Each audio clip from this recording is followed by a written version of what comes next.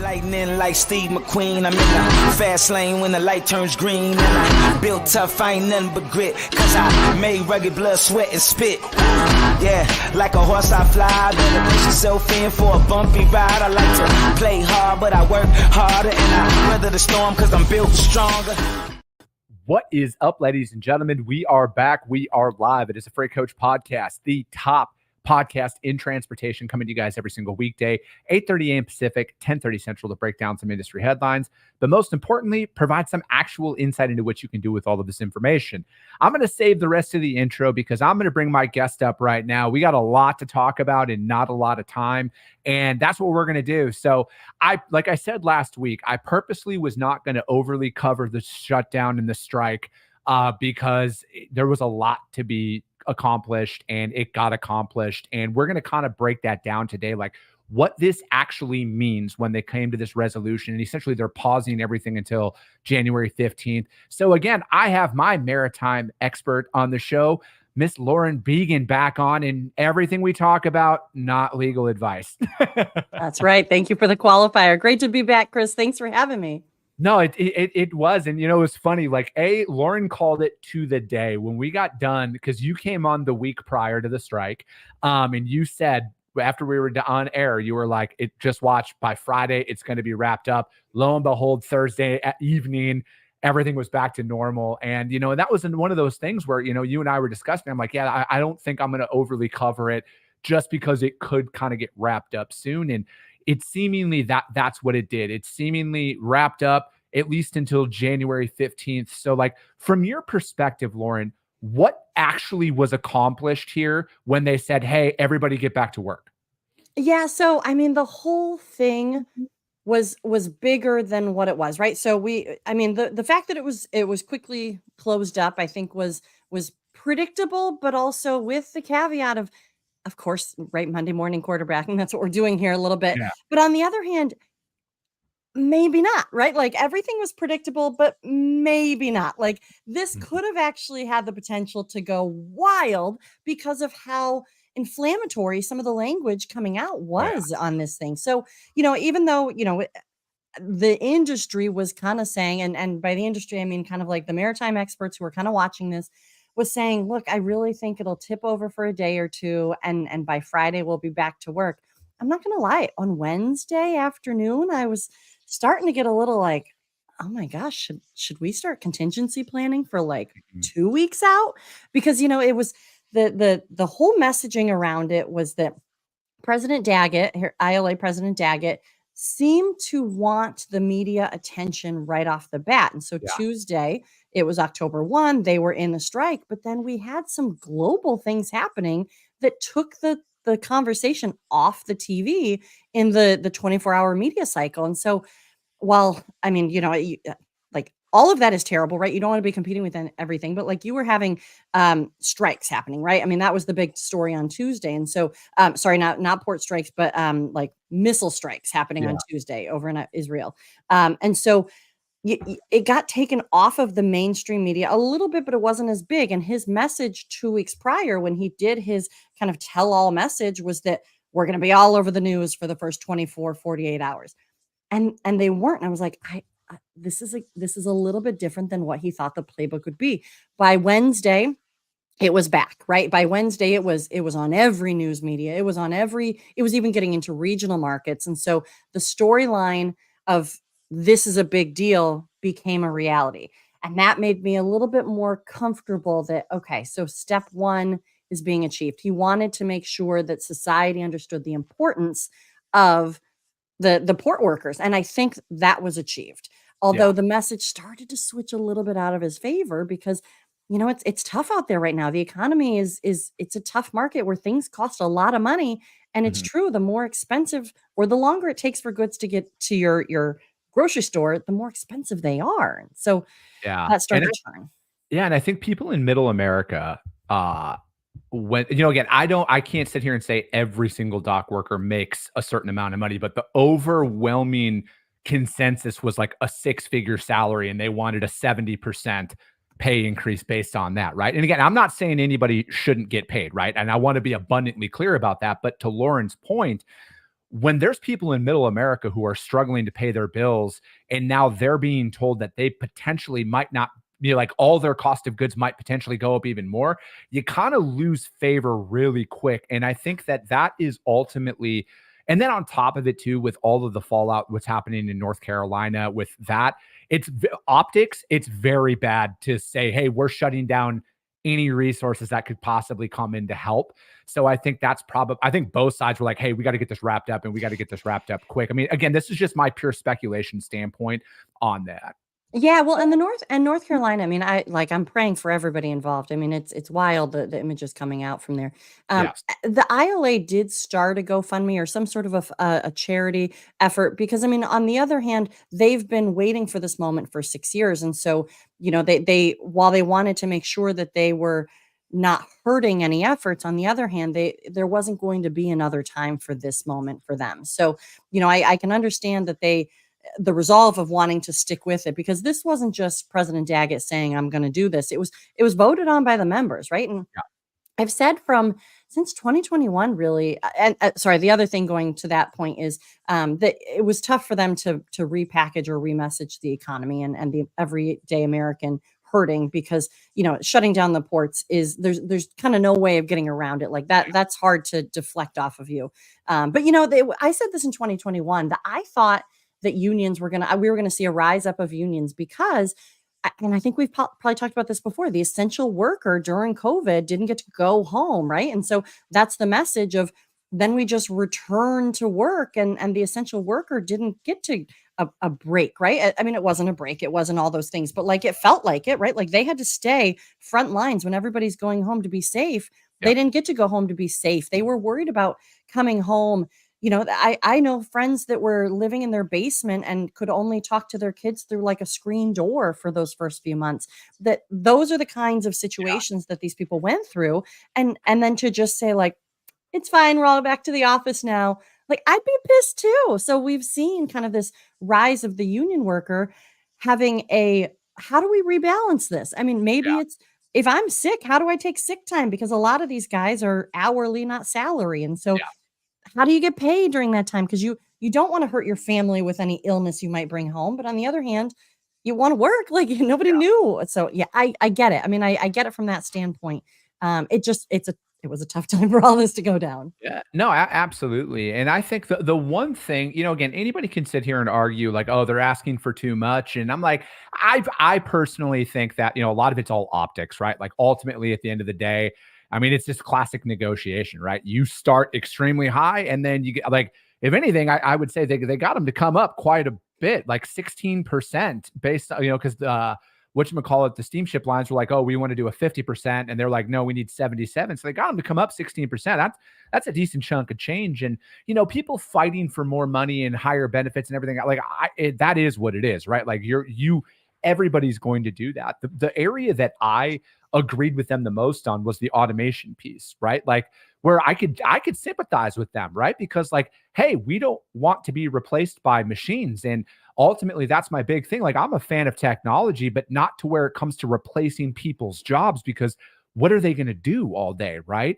And it's not the today's circumstances, what it evolves into. Because I mean, some of these ports, if you spend more than 5 seconds watching a TikTok video, some of these ports around the world are fully automated or damn near fully automated. Yes, they still have people, but like I saw a video posted from a guy in Long Beach and it showed that, right? It showed one of these robots pulling containers off of the stack, going out and loading it onto a chassis. And the guy was saying like, that's what we're fighting against, because that's somebody's job currently on the East Coast. Mm-hmm. And I'm like, I get that. I truly do.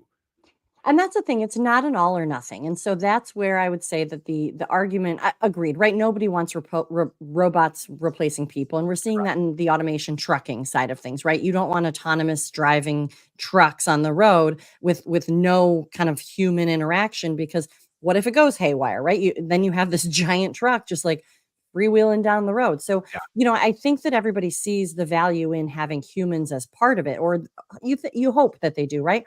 It's not an all or nothing though. And I think Long Beach Container Terminal is the LBCT is the one that was highlighted in that TikTok video. And so, Yeah, That was and like, yes, exactly, right? So, like, yes, they're moving around autonomously. On the other hand, the part of their messaging was that it really is an incredibly dangerous job, and so if there were some potentially remote opportunities for this to happen, that maybe instead of like the guys and gals being down there in the fields on the yard, um, with the potential of like a container falling on top of them, they could instead be maybe remotely controlling some of these things. And I think that we also somebody mentioned the idea of perhaps the generation, like the current and yesterday's generation wants to be, the autonomous gate thing, right? And like punching cards as they're walking through. I think the future generation is probably going to want less of that, more manual and perhaps more of that available to work from home, right? If you could remotely operate some of this stuff and you're not losing jobs in that regard, perhaps there's a mix, perhaps there's a blend forward here because I think if we completely get rid of automation and I don't even want to say automation because it's included in semi-automated and the remote opportunities. If we completely eliminate new technology, if we completely stifle that growth as a country, we're just not going to be doing as well because there's a potential that other countries are going to move forward and we're not keeping up with technology, right? That would be saying I don't like the internet and trying to stay out of the internet world. It's not exactly the same, but I've heard reports that only about 7% of the world is fully automated out there. So like really we're not up against like everybody's doing it except for us. There's a lot of money involved with trying to go to better technology, higher technology, more advancements there. But I mean, it's a paper-based industry. So like we already as an industry are lagging behind. That's where you start bringing in like electronic bills of lading. Seems so easy, right? Like we do email. Why are we still kind of in this like mundane world of trying to do paper shipments or PDF attachments even? I mean, there should be a little bit more seamlessness to the operation.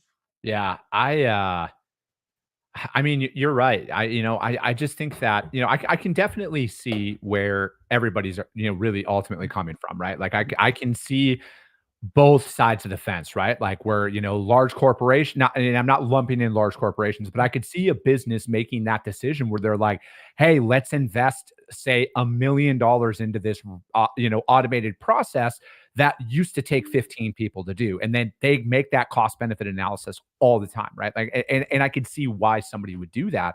But, ultimately, and again, this is all a personal preference. And I get this every single time I talk about it from all the AI people out there.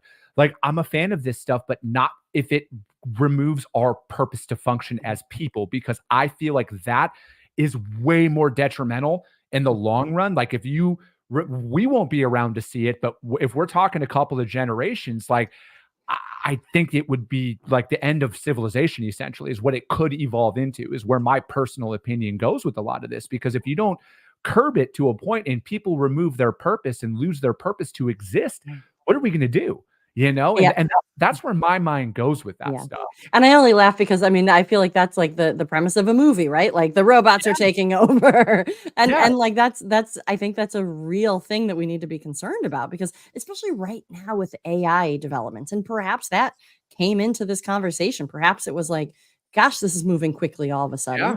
sudden. So I mean I get it all around, right? I think that the absoluteness of no new tech, no new advancements Yeah. and the kind of irony that these posts are being made on Facebook, clearly on a computer, right? Like Yeah. I a know. little bit like, okay, I get it, but like also, how do you like your iPhone? Pretty nice, huh? Do Yeah. you like your Right. 16? Like, so I mean, there's some, I get there has to be a conversation. I think that's what we're going to see between now and January 15th or 16th. Is this no 15th?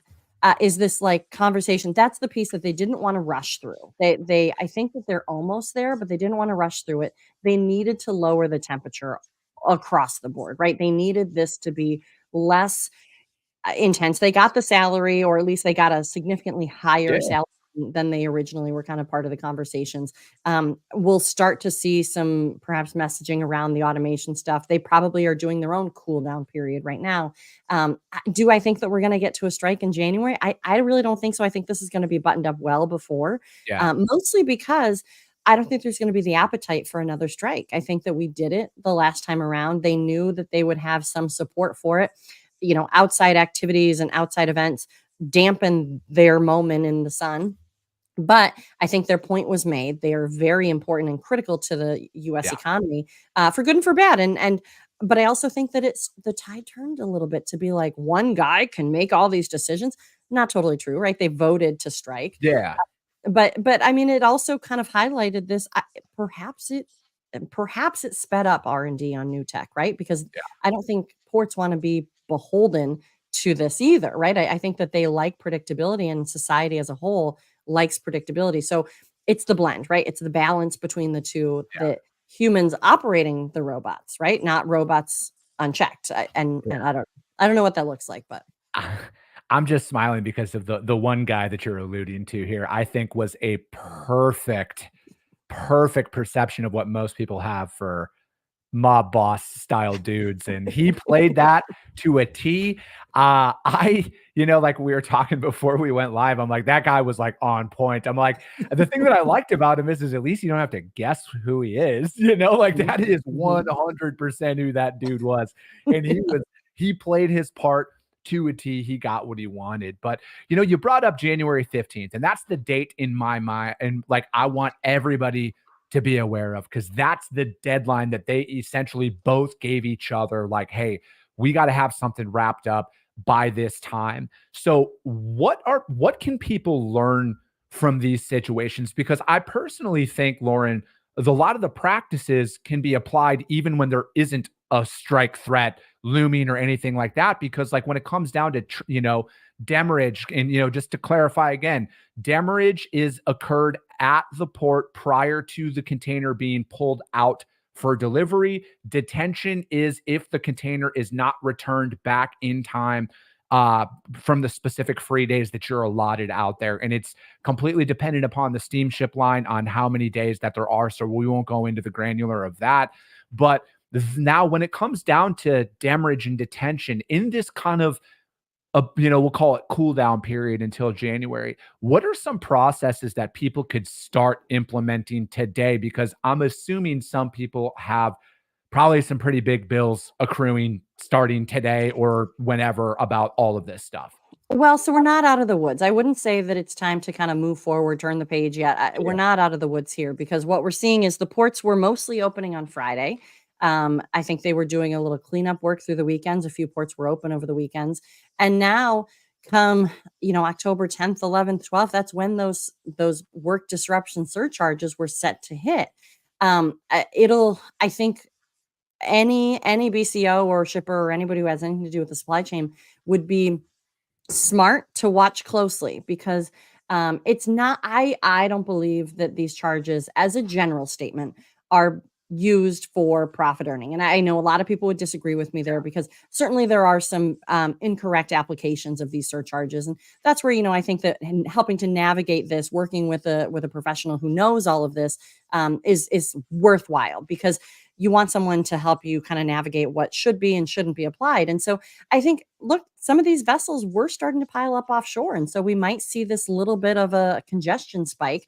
Usually what comes with congestion is some way to recoup those operational costs. And I think that's what we're going to see. And I'm interested to see if any of these work disruption surcharges or congestion surcharges get applied.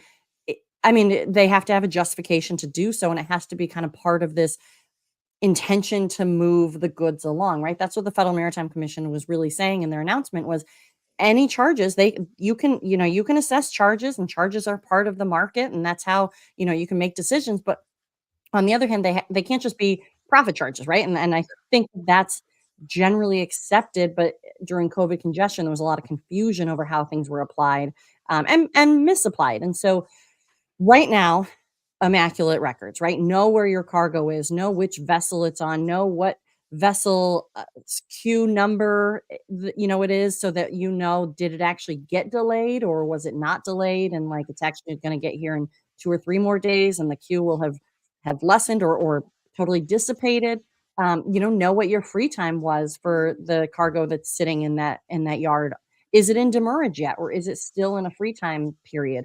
Know all of that, almost count out, like do your own calculations for what you might expect for demurrage purposes, but then what you might expect once the new surcharges are there. And also check your tariffs, because work strikes and work stoppages are not a new thing. So sometimes it's already in a tariff. And so Mhm. that's something to watch too, is you might not have needed this 30 days for the ocean carriers to assess these charges. So watch all of that, because I think that's going to be really important, especially this week, because some of the carriers did have to cover some of those extra gas charges, right? Extra fuel, extra, Yeah. there's mariners on board that also got stuck. So that means more food, more, more work time for them, all of that, and the equipment disruption across the supply chain will also be something to watch. That's not out of the woods yet either. So things you can do for all disruptions, right? We are unfortunately always going to be seeing supply chain disruptions, that be it weather, be it strikes, whatever it is, vessels getting stuck. There's a million different things that have been happening, and probably will continue to happen. I think that it's really finding experts in this industry that you can work with, that can help you navigate it, that are watching all of the specifics here, that know what the Federal Maritime Commission is, because that's a important piece. They're essentially an independent regulatory agency that is watching the competition. And so while it might not feel fair, it's important to know, is it actually competition just working through, or is this an actually unfair practice? And so there's a new rule out of the Federal Maritime Commission, the unreasonable refusal to deal or negotiate. It kind of quietly went into effect September 23rd. And really, people weren't paying too much attention. There were only 40 or so comments filed on each round. So that one, I think, has some big impacts, because it's defining what unreasonably refusal to deal or negotiate looks like. That's a Mhm. huge thing. Yeah.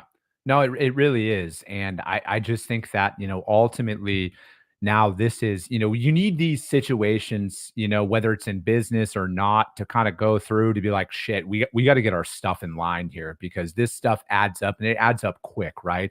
And, I don't think a lot of people are aware that, like, at least on the demurrage side of things, like, you can't even remove the container from the port until that bill is paid at the port. Sometimes. And yeah, no, I know. Well, I'm just speaking from my Yeah. experience here. But there's a lot of that goes on, and this anytime that there's a change out there in from the FMC or whatever regulatory body is overseeing that segment of the industry, and ultimately, you guys, I try my best. I'm not perfect, but I try my best to not have generalists on this show to come in and break these things down, because as you saw last week, everybody was a maritime law expert and everybody knew everything about it on social media. And my problem with that is people make decisions based off of what they see on the internet in today's day and age, right? Like, whether right or wrong or indifferent is irrelevant, but people watch this show for guidance. And I know that because they DM me about this stuff. And that's why I try my absolute best to have subject matter experts come on the show for specifics inside of this industry. I don't want a talking head to come on and talk about legal of OTR one day, intermodal the next day, and then maritime the next day, because there's so many intricacies inside of this, and people make decisions based off of what they hear. So it's like, I just want to put that caveat out there. So when you guys see people come on this show, Lauren is one of them. Lauren's like the first person I reach out to for anything maritime. Like, hey, Lauren, is this real or is this not real? And stuff like that, because she knows that side of the industry better than anybody that I've ever came in contact with. So I want people to do their due diligence during these times, because you can see a TikTok. People get their information from TikTok, Instagram, YouTube Reels, all of that stuff today. So it's like, and a lot of it sounds very convincing, right? Like, anybody, I mean, shit, I could go get my hard hat and safety vest that I have in my office here, because I actually work in the industry, but irrelevant. I could put that on and go stand in front of a rail yard and sit here and talk about being a rail expert in today's day and age, or an intermodal, however you want to spin it. But it doesn't mean that the information is relevant. And if you make that decision based off of what you hear somewhere, you got to check your sources. All right. Lauren is very easily found on LinkedIn. If you want to find her, she puts her contact information out there every time she's on this show. And I'm sure she would love to hear from some of you who are dealing with this right now about, hey, how do I actually handle these situations? And I want to put that caveat out there, because I don't create this show and I don't do this show to, like, become famous. That's actually the last thing on my mind. I do this show to help people because like I've been screwed out of a lot of money. I'm sure a lot of people who listen to the show have, and it's like all because of something we did or didn't do. Mhm. Well, and I appreciate that. Thank you so much. That I really do. You know, I mean, I haven't worked in a yard, but I have worked at a port. So I have had boots on the dock, but you know, have I thrown lines for these large vessels? No, but I have been part of a port system to actually know what it looks like. How demurrage and detention get charged? You know, I was part of the you know, waiver request process for all of that. But also I worked at the Federal Maritime Commission. So I've had both experiences, this helicopter regulatory experience. I was the international affairs attorney for the general counsel's office. And then I've also had, you know, the boots on the dock, like I said, at Port of Boston. I worked there for a while. So, you know, it's been a really interesting experience to have both of those experiences. And I'll be the first to say, I know everything about the port? Certainly not. And I'm still learning.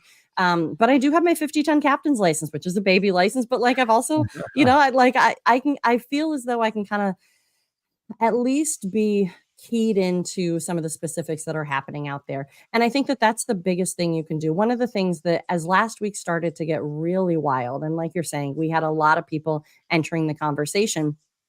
One of the key pieces of advice that I gave was, you know, just distill it down. Try to eliminate the chaos, get back to basics. What are we talking about here? We're talking about detention, demurrage, and the free flow of your goods. And so it's important to stay organized. It's important to stay what rules do apply and or understand what rules do apply, what rules don't apply to your specific shipment, and do that throughout all of your shipments.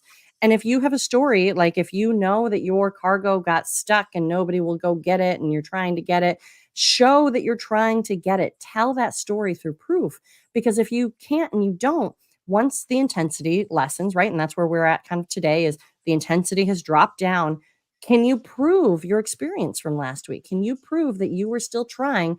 Obviously, the ports were for the most part shut down, but can you prove that even with that, you were still working the angles? You were still trying to find a way once it reopened to get your goods fast and moved. And that's part of the conversation here is knowing, you know, what you should be doing and really keep it simple. Keep good records, make sure that you're following your cargo, make sure that you know which vessel it's on if you can. I mean, try to find as many specifics as you can about your movement of goods so that way once it gets overwhelming, you can say, let's go back to basics. What's in front of me here? What am I looking at? Because there were a lot of unknowns, but try to control what you can, right? And there's only 9 or 10 major ocean carriers. And so that's the other thing is I don't know, not every business wants to go to war over every little thing. I mean, they don't want to lose money, that's for sure, but trying to figure out, you know, even good storytelling is favorable if it's well, even business to business negotiations favors good organization. And that's one of the biggest things. You don't necessarily have to go to litigation to be organized, right? And collect all of this evidence, because sometimes negotiating and having a clear message also benefits from that. Obviously not legal advice. Yeah, I always want to put that in there. Anytime Lauren or any of my lawyer friends come on the show, none of this is legal advice at all. Okay. Just want to put that out there. None of this is legal advice. But Lauren, as always, I appreciate you jumping on the show. And, you know, I'll probably have you come back on and like, as we get kind of closer to that, to kind of give an update, or maybe if you hear anything, you know, we can just have you come on and kind of break that down so we can keep people in the loop about what's going on. But as always, you guys, thanks for tuning in. If you guys got value in what you heard, subscribe to the show. You guys know how to find Lauren. If you can't find her for whatever reason, hit me up. I will put you guys in direct contact with her. But we'll be back tomorrow. I appreciate you guys. I love you guys. And we'll be talking to you soon.